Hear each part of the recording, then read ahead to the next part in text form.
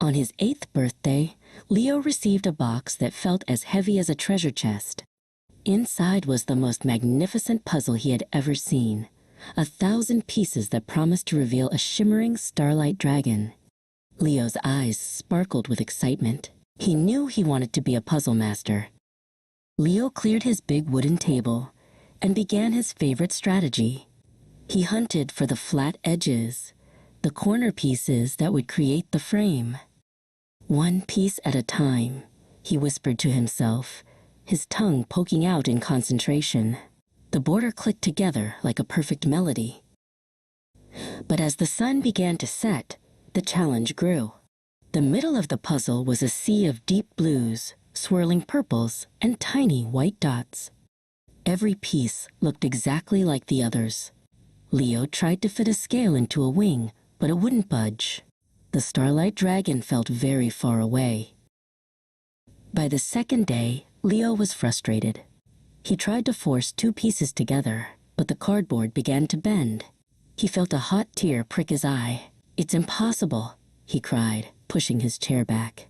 The dragon wasn't a treasure anymore. It was just a pile of confusing shapes. Just then, his mom walked in, carrying a tray. The smell of warm cocoa filled the room. She didn't tell him to keep going, and she didn't tell him to stop.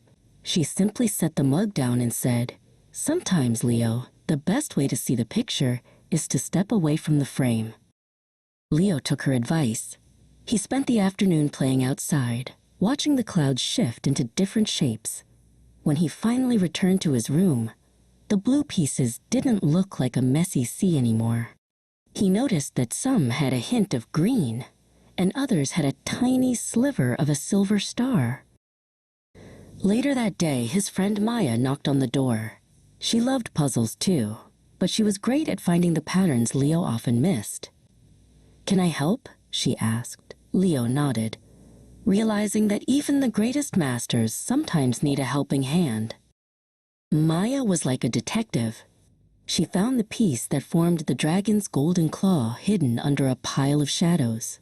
"Look, Leo, this one has a tiny bit of yellow on the tip," she cheered. Her excitement was contagious, and soon they were both laughing and clicking pieces into place. The dragon began to take shape.